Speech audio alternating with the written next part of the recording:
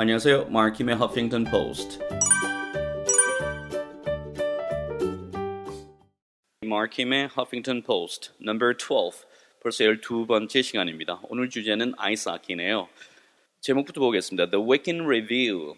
The Week in Review. Review 하게 된다면은 다시 한번 살펴보겠다는 것이죠. 한 주간 다시 살펴보는 기사 이 정도의 해석이 필요하겠습니다. Hockey's ritual. ritual이라는 단어가 나와 있는데요. 명사꼴 원래 명사꼴은 R-I-T-E가 돼서 right가 됩니다. 그렇죠? 의식, 제례 이런 뜻을 가지고 있죠. right. 이 녀석의 형용사꼴이 ritual이에요. 그래서 의식을 갖춘 의식의 right? 이런 식의 의미의 형용사가 되었는데 또다시 이 ritual이라는 단어가 또다시 명사로 사용되기도 합니다. 그래서 right나 ritual 별 의미의 차이 없이 사용되죠. 그래서 하키에서 일어나고 있는 어떤 의식들, 그렇죠? 하키라면 항상 있을 수 있는 그런 의식, 그렇죠? 거행되는 그런 의식적인 행동들, 이런 것들 이야기할 때 ritual이라는 표현을 사용하죠. 그거는 그냥 일어나는 일반적인 그런 관행입니다. 의식입니다. It is a general ritual 이라는 표현을 많이 사용하고 있죠. So hockey's ritual, violence problem, 폭력의 문제 이렇게 됐네요. This was a big week for hockey fans with the NHL season opener ringing in a brand new set of Stanley Cup hopes and dreams. This was a big week for hockey fans. 하키 팬들에게 있어서는 this was a big week. 아주 큰 주였습니다.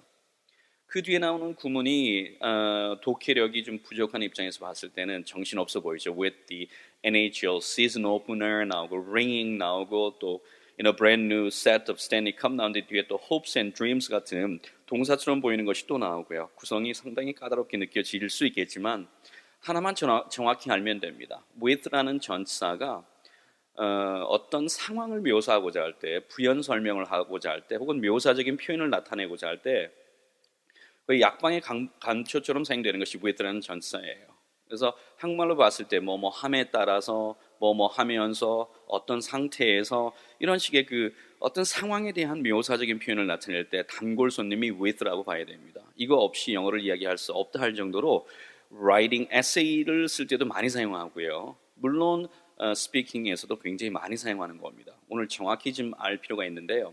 구성은 어떻게 되어 있는가 하면 with가 전치사이기 때문에 뒤에 목적어를 취합니다. with plus 목적어 플러스 그 뒤에 나오는 어구가 형용사 보어에 해당됩니다. 즉 보어가 될 수 있는 품사는 명사 혹은 형용사인데 여기는 주로 형용사 보어가 나와서 그 목적어에 대한 상태를 설명해주는 이런 형식으로 사용이 되겠죠. 그러니까 이 형용사 보호 자리는 품사가 형용사입니다. 그래서 일반적인 beautiful, pretty, expensive 같은 이런 형용사도 사용될 수 있겠지만 그 이외에도 동사를 형용사로 바꾼 형태인 ing, 그렇죠? 현재 분사죠. 현재 분사가 들어가면서 뭔가 동사적인 어떤 특징이 들어가죠. 일반 형용사하고는 다른 동사이면서 형용사가 됐기 때문에 동사적인 어떤 특성을 지니게 됩니다. 그래서 현재 분사는 진행적인 어떤 어감을 강조하고 있게 되는 것이죠. 자, 그것이 있고요. 두 번째는 과거 분사를 쓸 수도 있겠죠. 과거 분사를 쓰게 된다면 이때는 수동적인 어떤 어감을 강조하는 것이 되는 것이고요. 그 다음에 to 부정사를 사용하게 된다면 미래지향적 희망을 나타낸다든지 가능이나 능력, 의무, 의도 이런 것들을 나타내는 성격을 가지게 되겠죠. 자, 그런 어떤 다양한 어감을 넣어서 사용하는 것이 with 플러스 목적어 플러스 목적격 보호의 구성이죠. 그래서 with the season opener ringing 여기만 딱 놓고 보게 된다면 그 season 개막 경기예요. season 개막 경기가 the season opener죠. opener가 ringing 함에 따라서 즉 ring 하면 벨이 울린다는 것이죠. 그래서 시즌 개막 전에 벨이 울리면서 그러니까 그 상황에 대한 설명이 되게 되는 것이죠. 혹은 아니면 또 다른 예를 밑에 제가 들어놓았는데 with the game ended in a draw가 되었죠. 그 경기가 ended 끝남에 따라서 어떻게 끝났죠? in a draw 동점으로 끝남에 따라서 그렇게 마치자 그 상황을 설명하는 겁니다. He was standing with a hand in the pocket. 이렇게 된다면 그는 서 있었죠. With a hand in the pocket. 한 손이 in the pocket, 호주머니에 들어가 있는 상태로. 그래서 한 손을 호주머니에 넣은 채로 이런 형태로 사용할 수도 있겠고요. 그렇죠? 다 묘사적인 표현입니다. 상황을 설명하는 것이죠. 혹은 아니면 하나의 예를 제가 더 들어놓았는데요. With the population increasing rapidly가 되겠죠. 인구가 increasing rapidly 아주 빠른 속도로 성장함에 따라서 증가함에 따라서 이런 식으로 이제 전체적으로 묘사적인 표현을 나타내게 되는데 이렇게 묘사적인 표현을 나타내는 with 구문은 앞에 나오는 문장 전체를 꾸미면서 그렇죠? 품사상 부사 구의 역할을 합니다. 에세이에서 굉장히 많이 쓰는 것 중에서 with the development of라는 표현이 있어요. 무엇이 발전함에 따라서 그렇죠? With the development of scientific technology 과학적인 기술이 발전함에 따라서 이런 경우도 마찬가지 경우입니다. 그래서 영어에서는 이 요소를 빼놓고는 이야기할 수 없다 할 정도로 많이 사용하는 거기 때문에 오늘 이 기회를 통해서 정확히 이해하시기를 바랍니다. 그렇다면 다시 지문으로 돌아가서 This was a big week for hockey fans with the NHL season opener ringing in a brand new set of Stanley Cup hopes and dreams, right? A brand new set 되었죠. 완전히 새로 만든 스탠리 컵의 그런 희망과 꿈이라고 하는 그런 새로운 어떤 무대에서 그렇죠? 시즌의 개막전이 시작되자 되면서 이것은 This was a big week for hockey fans, right? 하키 팬들에게 있어서는 아주 큰 잔치의 성격을 띤 그런 한 주였습니다. A big week이 되었죠. But no sooner had the fun begun than Montreal Canadiens enforcer Georgie Paris and Maple Leaf Courtney got into a fight that ended with the Paris bashing his face straight into the eyes. 그 다음에 나오는 문장마저 아주 중요한 구문이 하나 들어가 있어요. 굉장히 매력적인 표현이 하나 나오는데요. 그 표현이 바로 no sooner than 구문입니다. 예를 들어서 이렇게 놓고 한번 볼까요? No sooner A than B 이렇게 놓고 본다면 B보다 A가 no sooner 더 빠른 것은 아니었다. 더 빠른 것은 아니었기 때문에 사실상은 A와 B는 거의 동시에 일어났다는 어감이 되겠죠. Alright.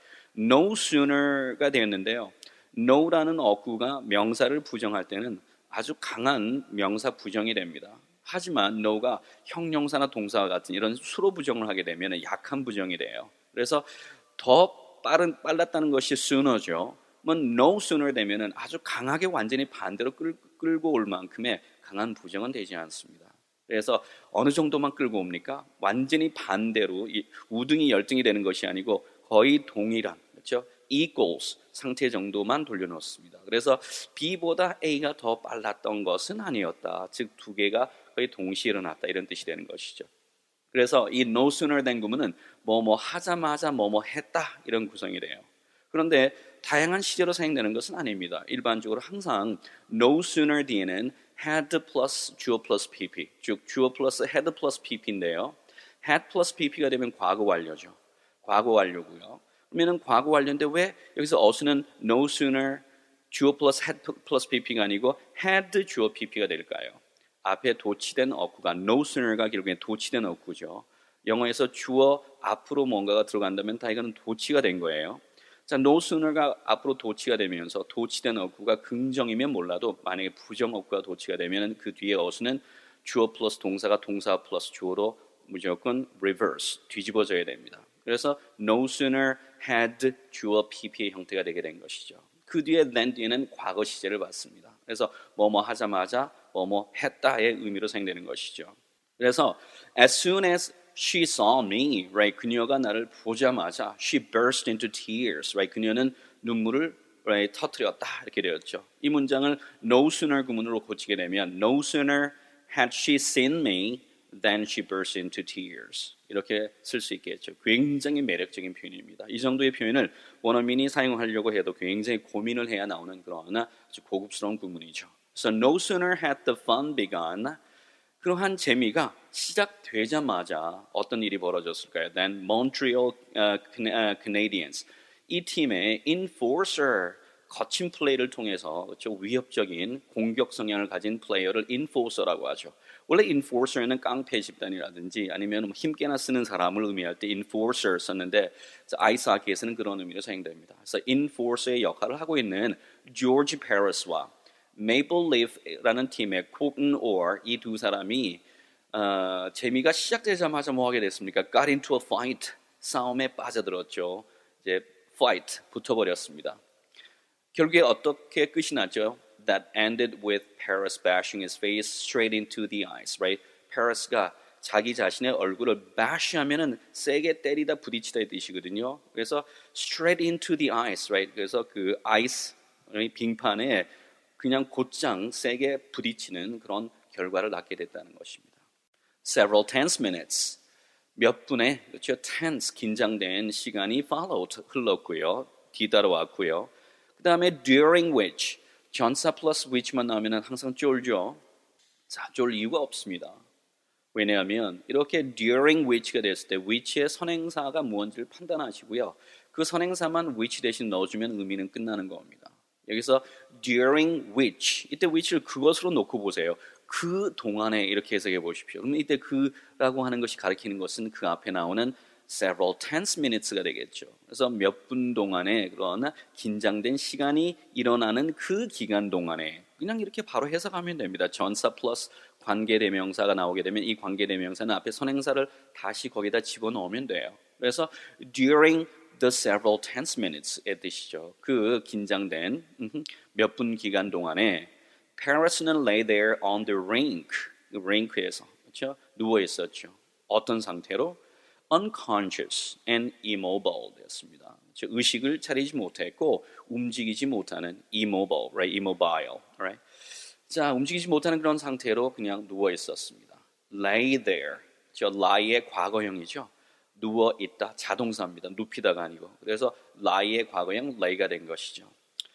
자, 누워 있었고요. 그 다음에 또 comma before, 오늘 굉장히 고난도의 문법이 계속 나오는데요.